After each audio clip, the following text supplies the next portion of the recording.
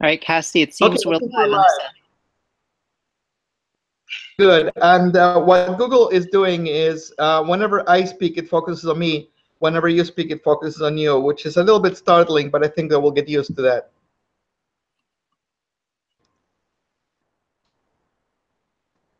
I'm going to see if headphones help. Can you say something? I'm going to check to see if the audio comes in through here. Okay, very good. You're coming in loud and clear on this end. And there's only a little bit of space between the audio and the video. Perfect. Okay. Okay, we've vanquished technology. This is pretty amazing. Yes. All right. And there might be one or two people watching this, and hopefully there will be a few more. Of course, everybody is likely to be very tuned in and watching the Doug Jones and Roy Moore race right now. Indeed, as am I. Yeah, definitely. I'm Cassie Ryder, and this is the Empowered Trans Woman channel. And I have with me Alexandra Chandler, who's running for Congress in Massachusetts. Hello, Alexandra. Hello, Cassie. Thank you for having me on here. Absolutely. We have tried this before, and we had some technology issues. Hopefully, it'll go a little better this time. And I ask to the viewers that you focus on the content and not to the terrible technology issues that we're experiencing. I am very fortunate to have Alexandra with me. And Alexandra, I of course know of your background, but some of the viewers might not. So one of the things I would like to do is to start by doing a little bit of a review, or kind of a getting acquainted, and to describe what your background is. I know that your family has lived in the state of Massachusetts for many generations, and we can speak a little bit about your background in Navy Intelligence as a contractor, and then the issues that inspired you to run for Congress, but also if you could give us a sense of who you are as a person and what your journey has been up to now. All right. Some quick things to clear up right at the outset. So I have 3 generations of our family living together right now in Massachusetts. I wouldn't consider us of having lived here for many generations, but my parents are here. I am here with my wife. My children are here. My brother and his family. So just at outset. But so this is the generations living concurrently in Massachusetts. Yes, indeed. Yes, indeed. So my background is I spent 13 years in the intelligence community. And the reason I joined the intelligence community in the first place was answering a call to serve after 9/11. When 9/11 happened, the attacks in New York City, I was a law student living in New York with my then girlfriend, now wife, in Brooklyn. And unfortunately, when the attacks hit, my then girlfriend, Kathy, she was on a subway train under Lower Manhattan when the towers fell. So I spent hours not knowing if she had made it, because this was before cell phones. Well, there were cell phones around, but we didn't have them. And I was pacing my apartment for hours, not knowing what to do. And I found myself looking up at the sky, at God, at heaven, saying, bring her back to me. Just please bring her back to me. It was particularly powerful because it was the 7th year anniversary of my father's fatal car crash. My father had his fatal car crash on September 11th, 1994. So, oh my gosh, that's terrible. Yes. So it was quite a very long few hours. But then, thank goodness, she did come back to me. She walked home to our apartment across the Manhattan Bridge, covered in dust. And I promised myself that I would dedicate myself to public service from that point forward. So what I did was I had some international relations background. I spoke Russian. I had some skills. So I applied to join the intelligence community. I worked through the entire security clearance process, and I started in 2004. And I served in the intelligence community for the following 13 years. My focus was on preventing the spread of weapons of mass destruction materials from countries like North Korea, preventing them from spreading them all over the world, and the smuggling of weapons into war zones like Syria or to terrorist groups. So it was quite a mission. And what drove me with it was not any desire for vengeance, but simply to protect people that I love, my family, my community, my country. Now, the wrinkle. And you rose to a position of leadership there, right? I did. And what I'll say is there's a bit of a twist in my intelligence community career, which came in 2006, having been an analyst for 2 years. I transitioned while on the job as an intelligence analyst in 2006. So, to refresh memories, there were no legal protections. I was a government civilian, not a contractor, not uniformed military, a civilian without any protections that exist under what later were President Obama's executive orders and other findings of the courts. I could have been fired immediately. But what happened was my colleagues, my civilian and military chain of command over me, when I came out to them, I thought that it was simply well, I'm going to hand over what I've been doing because clearly I won't be allowed to stay. Oh. But these people, some of whom were extremely conservative, said to me, well, why wouldn't you stay? Of course you should stay. You're part of the team. Your work is invaluable. Of course you're going to stay. And it was the beginning of an education in leadership for me, because those people, they took it upon themselves to learn and to take care of their people, specifically me, in such a moment. So our commanding officer, he gave an order that I would be treated with dignity in my transition. I would be recognized as female as I transitioned from male to female, and that was that. It was not easy. There was an employee town hall on employee benefits, of all things, when a woman, not a colleague of mine, from another part of the organization, I don't know if she even knew who I was, got up and said, sir, because the commanding officer was a man, there's a drag queen that is going to be allowed to roam the halls freely and go into our bathrooms, and this is a threat to us, and you got to protect us, and this is unsatisfactory, and this person should be gotten rid of. And half the auditorium applauded her. Oh, wow. I watched it on closed circuit TV from my cube. But then the captain gave a speech, like a minute long, talking about teamwork, the mission, Navy values of courage and commitment, and said that he had made a decision, and that was final. And then the other half of the room applauded. And it was about 2 weeks later that I went full-time at work.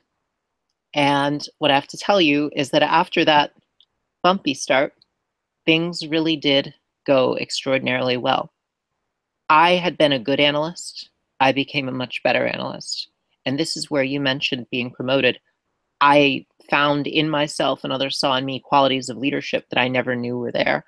I was promoted into a team leadership role, into a role where I was working with the U.S. Navy fleets, to a management position, deputy branch chief, and eventually division chief.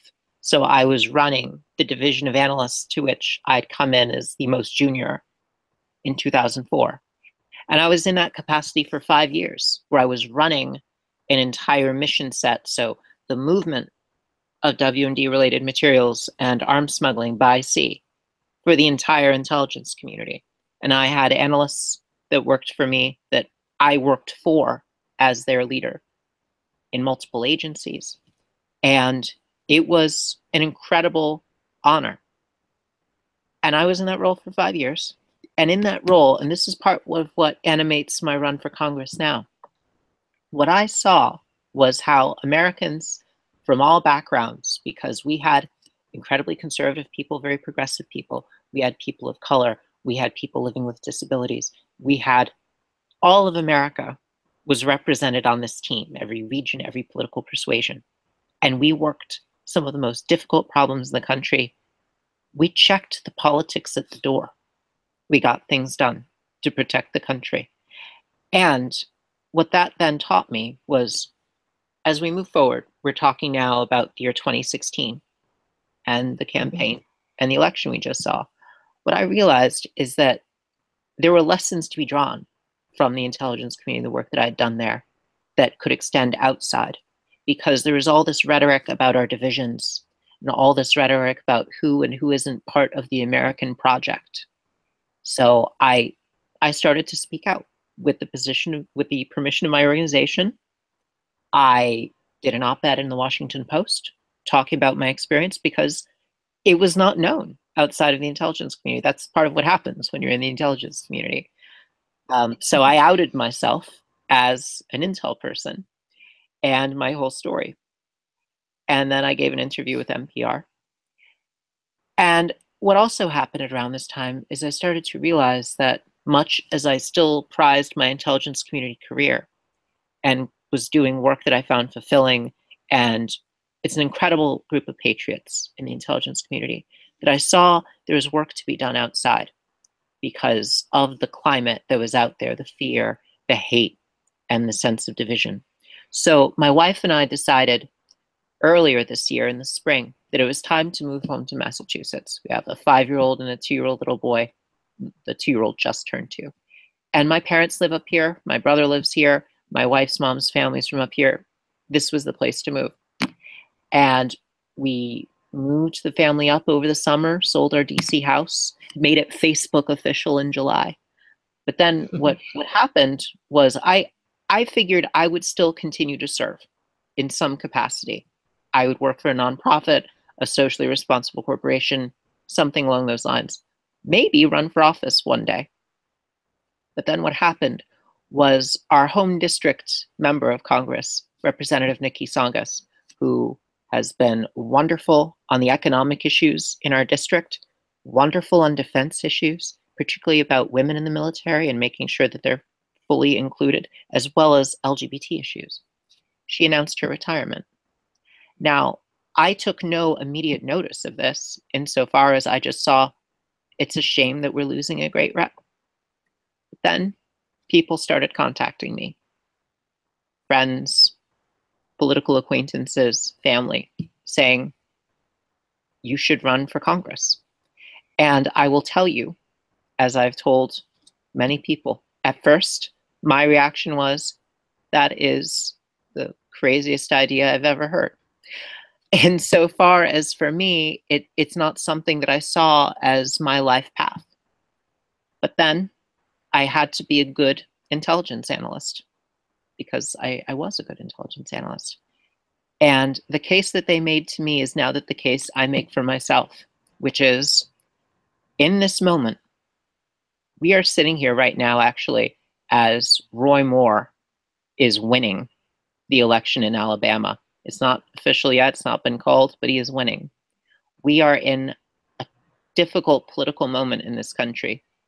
We need people that can restore the trust, the faith in our institutions. We need people that can work through the terrible politics that we have right now to actually get things done, because it is a symptom of our system as it is now that we are seeing this fear and this hate given such voice, whether it's Roy Moore tonight in Alabama or otherwise.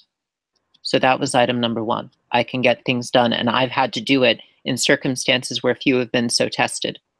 I, as a transgender woman, have gone on intelligence delegations abroad representing our country. I have led people from all across this country against the toughest problems. So that was number 1. Number 2, I have direct experience in healthcare, which is a huge issue across the country and in our district in terms of specifically controlling costs. In Massachusetts, we have something close to universal healthcare. Our coverage is really impressive, but people struggle with healthcare costs. I was on the board of Community Health Center for 5 years. I helped turn it around from bankruptcy.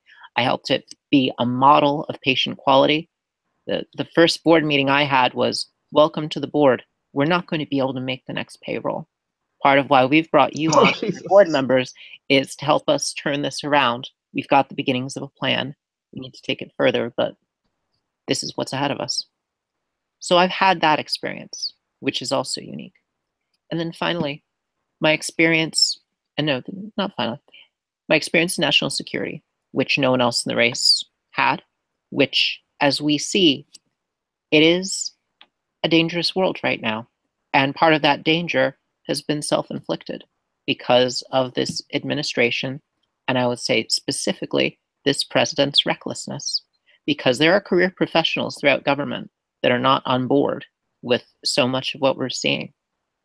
So we need Congress to be able to be a constitutional check on the recklessness and to provide some steadiness, oversight, use their power of the purse to ensure that our diplomatic efforts are properly funded, that our defense efforts are conducted in clear-eyed appraisal of risks and rewards, that we're not reckless with our military threats, that we speak softly and carry the big stick, as TR himself once said.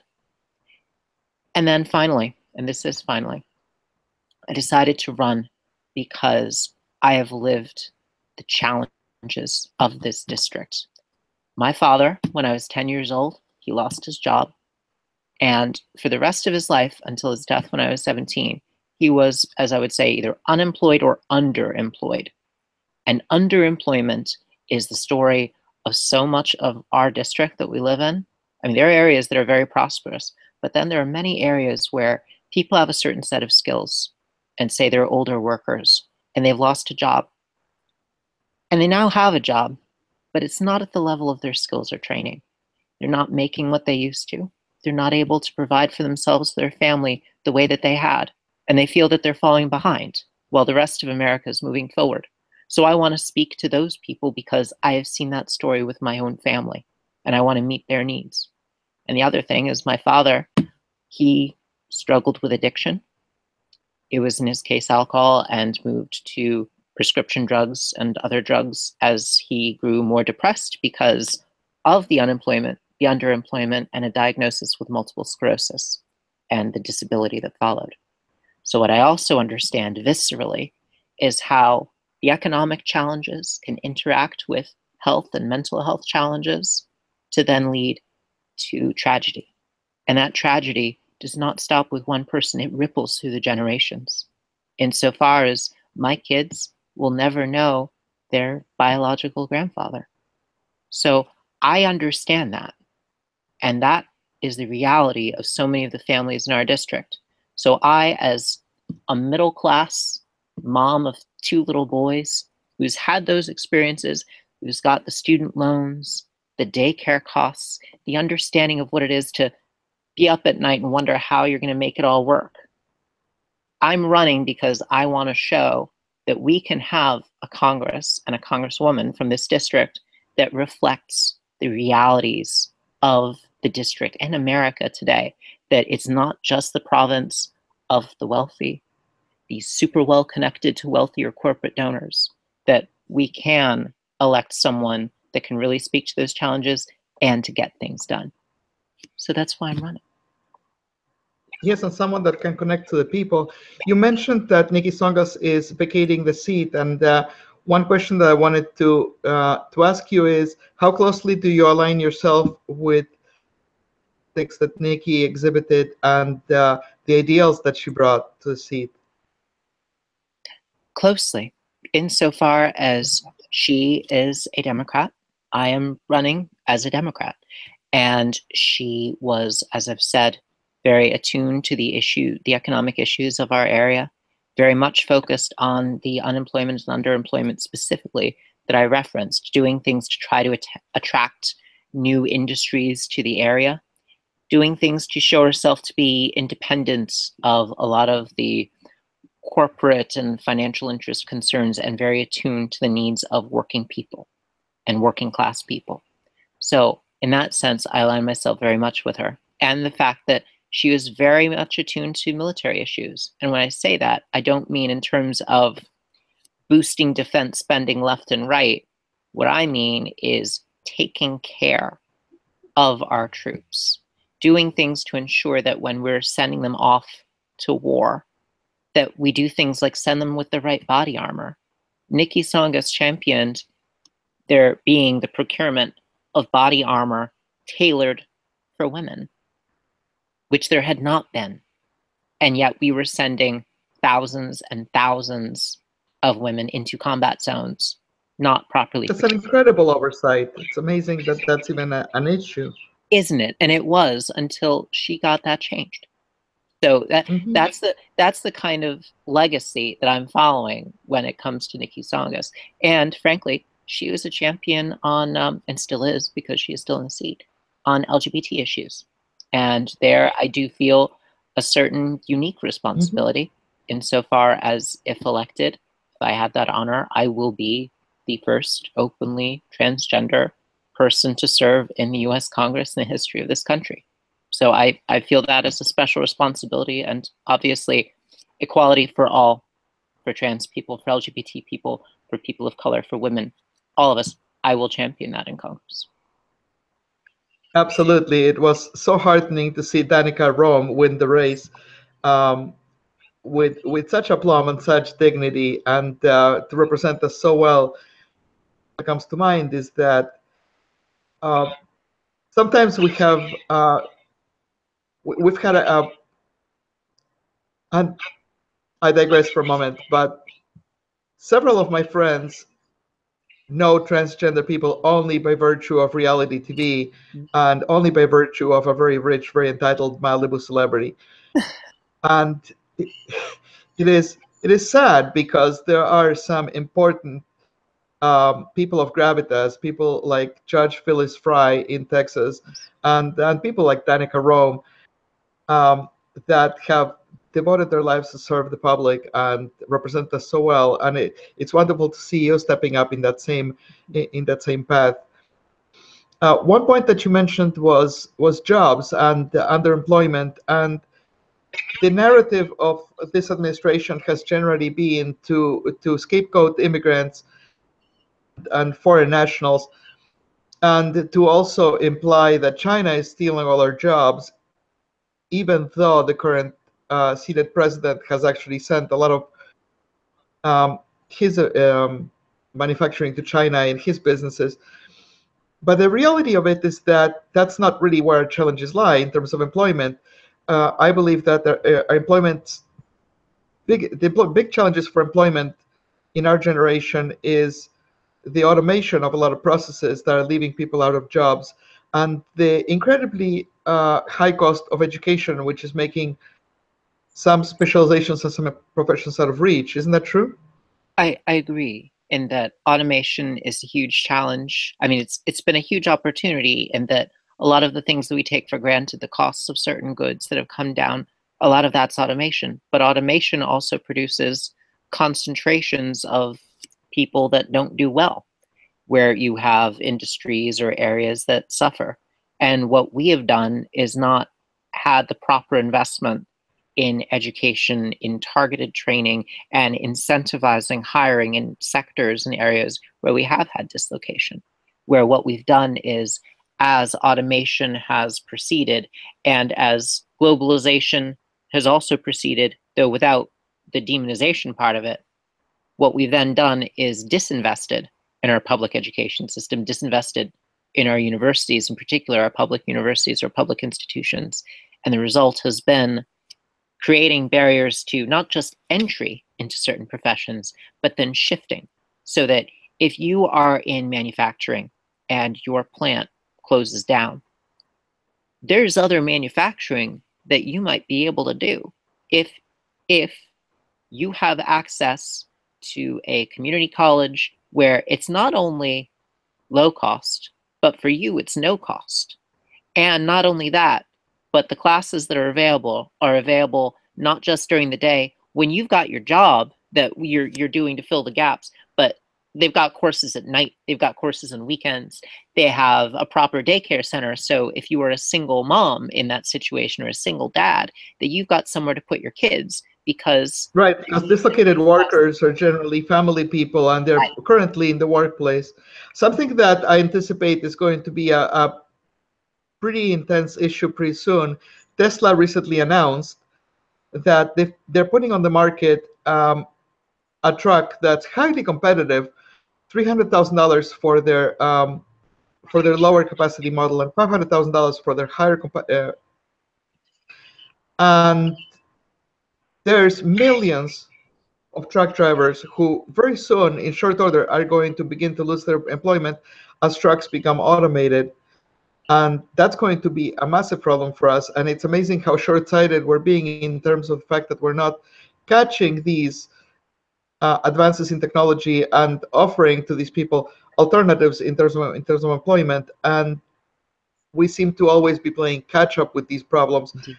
after they happen. Indeed, and that's where a ramp up in investment in education, particularly, is absolutely key. And it can't just be retraining once people have lost their jobs. We've got to get ahead of it, and we've got to make it as easy as possible, because that's what happens is that people can say, well, there is a school that you can go to, there's a VOTEC program that you can go to, but we have to look at the whole person's circumstances, where there's often kids or elderly parents to take care of. There's other barriers. There's transportation issues. We're not viewing this as a whole ecosystem in a sense of the person. And that's what we have to do when we're looking at these training programs or other ways to deal with underemployment. And the other thing that we need to do is look at areas of the country, districts, cities, have grants that go down to the local and state level that then enable localities to do things like say, okay, we've got companies that have certain hiring needs. We're doing all of this reforming of the tax code right now to make life easier for billionaires that want to pass along their estates and for multinational corporations. How about we use the tax code instead to incentivize hiring of long-term unemployed and underemployed workers, giving tax credits to bring people on board, or giving income support for salaries that then it can be easier to jump into another sector for, say, that truck driver who no longer has a job, or that project manager who's now working in a big box store and doesn't have the salary that they used to, that then they can take that job in a new sector, but then through an expansion of the earned income tax credit or other support, be able to take that leap and still take care of their family, and do so in a way that then preserves the dignity of that work, rather than doing what we're doing now, which is saying we will have companies, corporations not pay a living wage, and then instead those workers have to turn to the welfare system to support themselves. Let's honor all of our rhetoric about the dignity of work with living wages. Absolutely. And we have to think in terms of translatable skills instead of putting people in big box stores and doing retail and stuff like that. Yeah, and before we go on, it's that I don't want to diminish that as employment either. The issue is that those jobs too should be enough to provide people with the means to support themselves. And that is what we are not doing with our current wage structure. It's just that when someone has been in another place and then is sliding down on the skill level, that we need to be able to provide them the support to come back up is the issue. Something else I'd like to mention about retail is that it has its rightful place as an entry-level job for people entering the workplace. And if people being dislocated elsewhere flood that workplace, then it creates a whole other unemployment problem. Yes, it does. For younger people. One thing that I wanted to transition to is you mentioned being a mom, and as a woman and as somebody who's facing the problems of raising a family, how can you make an impact in your district in terms of family leave, in terms of better care for the elderly, and in terms of creating the nurture for family that at one time America was so known for? Well, I think there's real opportunity there. Given our political climate and the climate in Congress is poisoned in many ways, I think that 2018, you look at all the tea leaves of the people that are running for office, people like me from service backgrounds on both sides of the aisle. There's an opportunity where we look at paid family leave. That is something where, even though the plans on the other side, the Republican side of the aisle, are problematic, there are at least plans now for paid family leave. So what I think is there is an opportunity to do something. I have been pleased with what I've seen from Senator Gillibrand, one of her plans for paid family leave. I believe it's either 12 or 16 weeks. I think that that's something that we can start as a basis on. And the way that I would like to couch it is that, and here's where I try to bring some of the colleagues on the Republican side aboard, is this is pro small business. Because what we do is if we say everyone is going to kick in through this much payroll tax on employee and employer side, 0.1%, 0.2, 0.5, and we're going to have 12 or 16 weeks of paid family leave, that means that the small business that only has 5 or 6 employees doesn't have to strain to compete with the corporation that can offer those 12 to 16 weeks, whereas it's a huge hardship for that small business to eat all of that cost. You level the playing field when you do it at the national level in this way. So what we will do is we will make the case that it's not just about taking care of families, which it is at its core, and honoring the place that family does have in our society, and family not just being having kids. This applies to people's parents and other loved ones that people need to take care of. But we're not only doing that, we are actually incentivizing people to stay in the workforce. And we have a problem with our labor force participation rate. It has gone down over the years. And part of it is that for many people, people fall out of the workforce when they deal with an unexpected medical challenge. They're taking care of an aging parent or taking care of a child. They have exhausted their family with medical leave. They lose their job for whatever reason or decide it's just too hard to go back in. If we had paid family leave, these people will stay in the workforce. And I'm really glad how you talk about how this harmonizes with small business. It does. Because this is kind of a famous dog whistle on the Republican side to whenever you talk about employer rights and employee rights and ways to make things better at the workplace, they immediately jump into, well, this is going to destroy small businesses. Yeah. Meanwhile, their current tax plan wrecks small businesses by taking away all the deductibles, and it seems like there's a dichotomy there that about. But I wanted to transition to something else. You mentioned Senator Gillibrand, and she's in the news because of the fact that she was one of the few who was able to or willing to speak to power about the very big national moment that we're having with the MeToo campaign, in the fact that we hopefully are finally beginning to turn a really important corner culturally in terms of recognizing that women are not necessarily safe in the workplace. They're not necessarily safe in places that should be absolutely safe to them. And it's because of problematic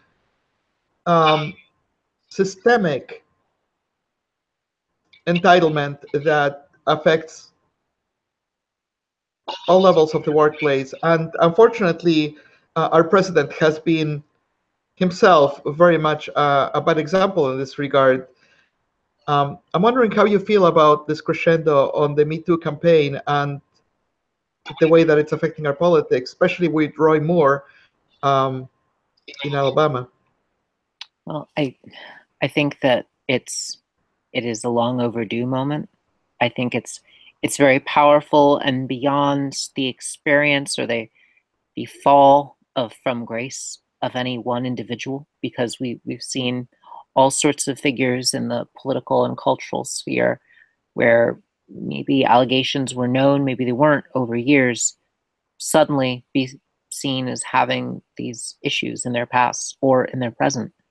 And though it's painful sometimes to see people that some of us may have respected in all walks of life fall in this way.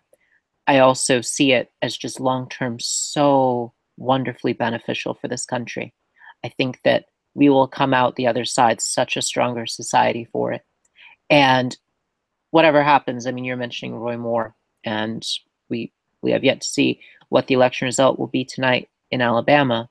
I'll say that overall, this conversation as a society can only further galvanize women who, in the wake of last year's election, have shown themselves to be so determined to make sure that we might have had a certain political result in 2016, but that is not the end of the argument, and that not just in the 2018 election cycle, but I believe in the political process going forward for years to come.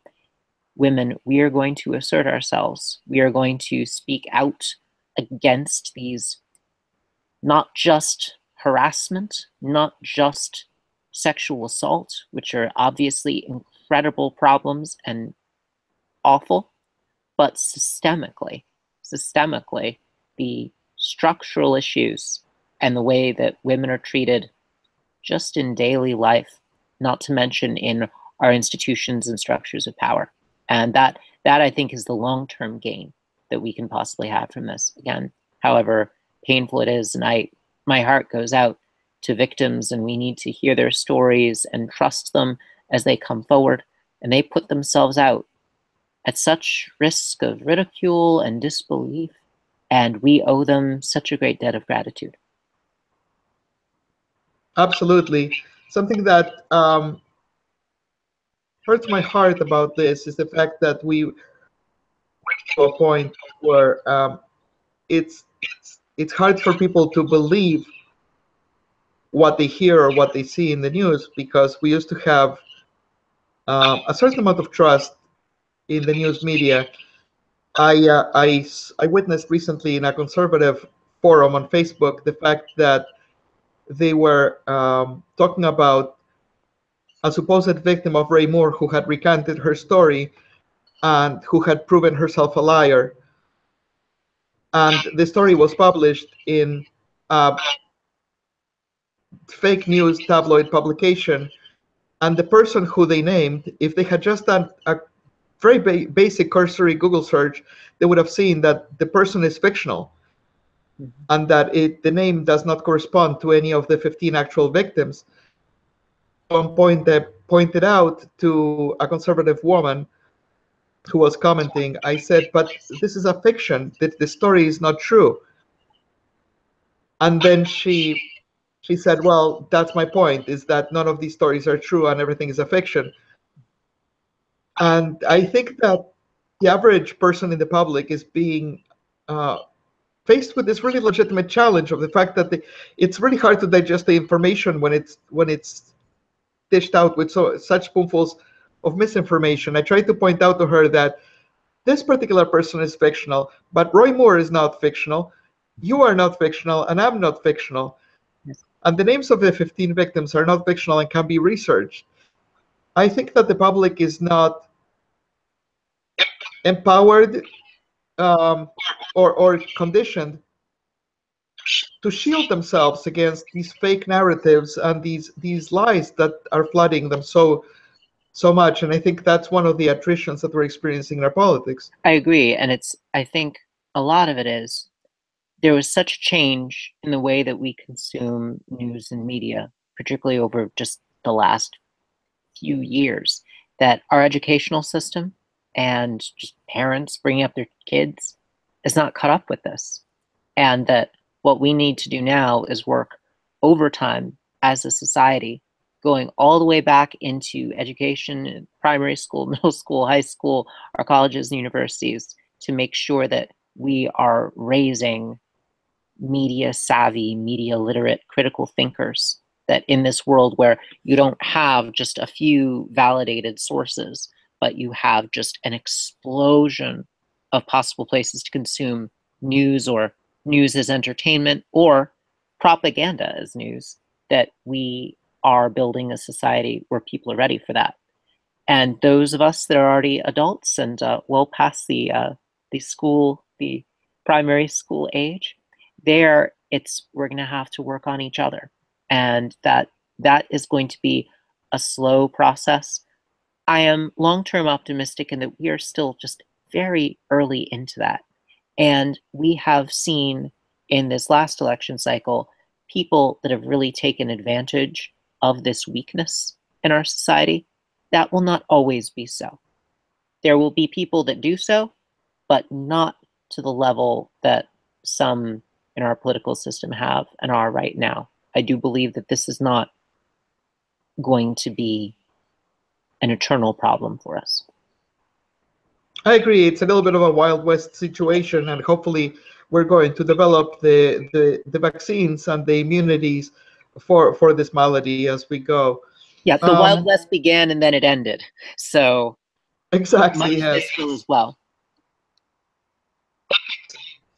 Very close to my heart as an issue is gun violence in America. I'm a foreigner and I experience America in two different ways. Having lived in the United States for over 27 years, I experience it to a large degree as my country, but I also still see it a little bit as the world sees it. I have friends in Canada, I have friends in Europe, I have friends in Latin America, and I have friends in Asia, and I interact with them a lot, and I get their viewpoint looking at us, to them the things that happen in America in terms of gun violence. That absolutely shocks me is that every single time that we have one of these tragic incidents, what you would think would follow would be gun regulation. Instead, what follows is a frenzy to buy guns, is a frenzy to get gun permits and to get gun certifications. I'm wondering this issue and how do you plan to approach it as a congressperson in Massachusetts? Well, I agree, sadly, with your diagnosis of the problem. And as we've seen it play out in recent years, I think that a good deal of the answer is persistently pointing out that the regulations, common sense regulations in terms of banning things like bump stocks, banning things like large capacity magazines, assault weapons, background checks universally, these are all supported by the overwhelming majority of Americans. The reason that this does not happen is the influence of the very, very powerful gun lobby. This is not so much a problem of our public not understanding this. This is a problem of corruption. This is a problem of money in our politics, which is buying our politicians on this. Is our politicians, too many of them, are out of sync with the will of the people. So as we construct the problem is not just us versus gun violence, but us versus this corruption in our politics, that drives another wedge into the argument on this problem. Now, for me personally, what I would also bring to it is I spent almost 13 years of my life as an analyst or a leader of analysts targeting the movement of weapons, including guns, into conflict zones and into the hands of terrorists around this world. And it is maddening to me that we as a country know that our intelligence and our military and our foreign policy should be aligned to preventing weapons of war from landing on the streets of certain countries into war zones in the hands of terrorists, but we seem to have very little problem with weapons of war landing in our cities, in our small towns, and in our schools. And both as a former intelligence analyst, as a mom, it is an extremely high priority for me. It's a reason why when I announced our campaign, and if any are curious, our campaign website is alexandrachandler.com, and you can see this video that I'm referring to there. I mention common sense firearms safety solutions. I made a point of mentioning it in my announcement because it will be a priority. And for me, the other aspect of this is I have had a close call on this issue. There was one day where I was working at my job in the Pentagon when I got a call from my son's school. My son then in DC at his school. And what had happened was there was an incident with there was a shooting across the street from his school. Now, the way that the call phrased it was, this is school. The school is on lockdown for a shooting, and then it was in the vicinity of the school across the street. There is no imminent threat to the students, but believe me, my heart skipped a beat. And I will never forget that feeling, that moment of my son is at a school that has had a shooting. He was across the street. It was okay. But that will, for the rest of my life, give me an empathy and an attention to this issue that will not yield. We experienced in my town, very, very recently, the fact that my son's school lost a student because of a gun accident at home. And it's just heartbreaking to me that we don't stress the issue of to what extent um, better safety, better education would protect us all. And we talk about these demonized threats of people overseas or people of different color uh, posing a threat to us, and it's quite evident that we pose a higher threat to ourselves. Sadly. It occurs to me that you will probably have an easy time winning the hearts and minds of Democrats in Massachusetts. We are a very divided country, however. Um, how do you see the possibility of reaching across the aisle? I'm asking you this because, and this is of course a very different state, but the people of Alabama are so passionate need to block a Democrat that they seem at peace with voting an alleged predatorial pedophile into Congress, into Senate, instead of a Democrat because their policy is anything but a Democrat. One could potentially say that if somebody had a criminal record and was running against the Democrat in Alabama, they'd probably vote him into office. I'm wondering. I mean, I'm hoping and imagining that this is not across the United States, and that Massachusetts will look at the issues instead of looking at such a divisive approach to politics. But what do you think is in store for you? Well, I can say this with some authority because I'm already campaigning and I'm talking to voters of all political persuasions. What has been wonderful is not just the response that we've been getting from very progressive voters, because I do have a progressive policy platform, but voters who are not Democrats, voters who are what we call in Massachusetts unenrolled independent voters, and even some voters who voted for President Trump. I have had people come up to me in diners that I've talked to a little bit about the race, that kind of thing.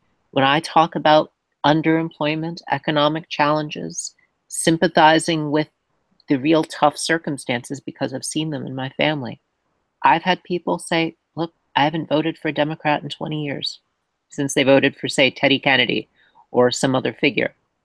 But I'm going to vote for you because you understand what my family's going through. I don't see eye to eye with you on everything, but I know that you'll represent me in Washington. So I see in those connections room for a lot of hope. And that's where I go back to my Intel community experience, where much as the politics and what we see on television particularly, which tends to magnify a lot of the angriest voices, the ones with the most rancor, we miss a lot of people who are not quite so easily pinned down. And that's where, again, I've been very grateful for a lot of independent and even some Republican support. But I'm not shocked by it because that is also my lived experience in the Intel world. And who knows, the last little update that I saw on the screen suggests that Alabama might have just repudiated some of this fear and hate and division in our country tonight. So we'll have to see how that. I hope so. I do hope so. Let's switch the tone. We have a few minutes left, and what I'd like to talk about right now is this. I'd like to put our viewers into a call to action mode. There are, of course, the people of Massachusetts, and let's speak about what you can do if you live in Massachusetts and you've seen Alexandra and you'd like her to take that seat. And then I'd like to take a little broader view and what can people who are not residents of Massachusetts do that'll still support the campaign? Okay. Well, for anyone who's been interested in what I've had to say about our policy platform, what leadership I intend to bring to Congress, you can check out our website, alexandrachandler.com. It has more information about the campaign. You can sign up for updates if you're in Massachusetts. So people will be able to volunteer from all over the country. There's all kinds of innovative ways, particularly as we go further along the campaign, that people will be able to dial voters from other parts of the country, that kind of thing. So if you're interested, wherever you are, do not let geography be a barrier. You can sign up there. And of course, you can also, I hesitate to say it, but it's so vital, you can donate money, because I believe that there's far too much money in politics, that Citizens United was badly decided, and that there's too much corporate influence on our politics and that of wealthy donors. That said, that is the system in which we are living now. I am dependent on small dollar donors, recurring donors that can give a little bit every month, $5, $10, whatever they can give, or much more if that is what you have available. But that's the kind of working and middle class coalition of support that I will need to actually win this. So volunteering, money, and spreading awareness of the campaign. Because again, advertising costs money. We are 3 weeks into the campaign. My primary election for this race will be next September. So that's a long ways off, but we need to be building awareness and visibility of this now. So if you like what you've heard tonight, go to our website and then share it with your friends. Share it with your friends of any political persuasion, because as I've told you, the response from people across the aisle in every which way has been positive. So share it widely. Give and donate and support the campaign if you can, and sign up for updates and volunteer. There, again, you can do that without any money on the website as well. Yeah, the absolute simplest thing that you can do is you can like this video right here. Yes, you can start with that. True. That's true. That's a great way to do it, because then the people will be able to have benefit of having heard this dialogue. And as I mentioned earlier, there's an announcement video on the website too that talks about how I felt the call to serve, why I'm doing this, not out of ambition or desire to break into Congress in some way, but simply because I do know that right now I have the ability to get things done there uniquely, expertise and lived experience that Congress desperately needs.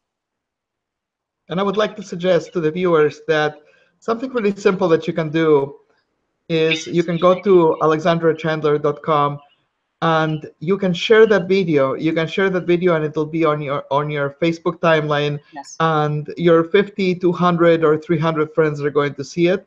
And do so maybe twice between now and September, maybe do it 10 times between now and September. Because liking a video is good and you indicate your support, but when you share it and you post it on your timeline, you're going to get visibility to Alexandra, and she's not going to have to spend her campaign dollars to spread her message. You'll do it for free. Exactly. So we have a campaign Facebook page as well, and a campaign Twitter account. So you can find us there and follow us there and share those communications as well. That's also very useful for us. Wonderful. And quite often we think in terms of, donating my $5 or donating my $10 or $20 might not be significant enough to take the time, but it is significant. There's a term that I really like called spooning, and what it means, teaspooning, I'm sorry, and what it means is you can empty a lake if one person goes in there and takes 1 teaspoon of water, and then another person does it, and then another billion people do it. Yes. Of course, maybe you by yourself won't do it, but if everybody does it, it'll make a big difference. So don't discount your small actions. Oh, absolutely. And again, we're only a few weeks in, but that small donor support is the bedrock of our financial support. And what's wonderful about it is it reflects our values, because our intention is to be the voice of working and middle class people. And this is where people talk to me about, well, you're a transgender candidate. Does that mean you'll champion transgender issues? And I say, well, transgender issues are working and middle class issues. Because if you look at transgender people across America, there are some that have been incredibly successful economically, socially, etc. But the majority of us are working and middle class people that have working and middle class issues. The issues of economic opportunity, of healthcare costing too much, of juggling daycare and student loan debt, all of this, and caring about gun safety, combating climate change, all of that. So I want this campaign to be powered by working and middle class people, because that's who I'm running for. That's the whole purpose of this. I want to take a second to speak to the unlikely, very conservative Christian viewer, and I want to say, of course, my politics are pretty polarized, but my mom is a staunch Christian. We have conversations about this, and one of the things that my mom brought up is the fact that it's about the least of us. Yes. This was a position that Jesus Christ always had, and it's about the least of us. So transgender people are extremely marginalized currently in our society. And one thing that I'd like to send forward is that if you support transgender rights, it'll shock you to what extent it'll make your life better. I remember how heterosexual couple who had not yet married were living in San Diego and shared with me that gay rights had helped them because as cohabitants and as significant others, they were getting insurance one whole year before they actually married as a heterosexual couple, and they were helped because of the fact that a supposedly gay agenda cause was Yes. put forward. Yes, and what I would say, I'm looking at the headline and it says Doug Jones wins. there. That's hopeful for us all. Let me say that speaking about conservative Christians, I myself am a person of faith. I'm a Catholic, so for me, my faith is mostly about social justice. And you say it's about the least of us, and I agree. And given the realities for transgender people in this country, I recognize my extreme privilege in that regard, particularly when we're looking at trans people of color, immigrants that also happen to be trans, the intersections of those identities. And with that in mind, it's that I connect my candidacy as a transgender person to the struggles of all marginalized communities, because we are all in this together. And you mentioned the couple that benefits from a law that's designed to advance equality for LGBT people. It's the same economic justice that's going to lift up a person of any color or of any sexual orientation or gender identity, that lifts their ability to take care of their family, is going to lift up mine or yours or the view of a viewer out there. And that when we recognize that we're all in this together, and that we, as trans people, we're a certain amount of the population, and then people of color are a certain part of the population, then those of us that are trans and people of color and women, and when you add these people up, you're suddenly at a majority. And that the will of the majority should be reflected in our politics. So it's my hope that my candidacy can be part of a wave that comes in where our politics and our policies start to reflect the will of the majority. The majority wants living wage. The majority wants universal health care. The majority wants policies to combat climate change. They want firearm safety. They want all these things. So let's band together across all these communities and get it done. Wonderful. Thanks so much, Alexandra. I think that this is a great point to wrap up on, but I also wanted to give you the opportunity to share any last minute thoughts or message to the viewers as we end the segment today. One thing I'd like to say is that in my run for Congress, I am running to win, because I know that I am the best in this race to get things done for working middle class families. I know that. What I'll also say is that the journey alone has been incredibly rewarding, and something I want to share, because I think of kids out there from all marginalized backgrounds, but I think particularly of LGBT kids, and I think of trans kids, and many of them have had a tough time right now. And it has been moving and humbling, the messages that I've been getting from around the country referencing someone's trans son or daughter or nephew or niece or friend that's in our campaign. It may be the first time, along with Danica Rome and Philip Cunningham and Andrea Jenkins, those electoral successes, but then seeing someone who has the American flag behind them and is talking about stopping weapons of mass destruction and is now running for Congress. It illustrates that the sky's the limit in this country. We have many structural barriers. There's far too many challenges to too many people's full inclusion and all the opportunity in our society. But I have been very fulfilled by showing through this campaign that the sky is the limit and that people can surprise you and that people can see past divisions, people you wouldn't expect, and that there is so much more hope and so much reason to be optimistic past some of the recent darkness.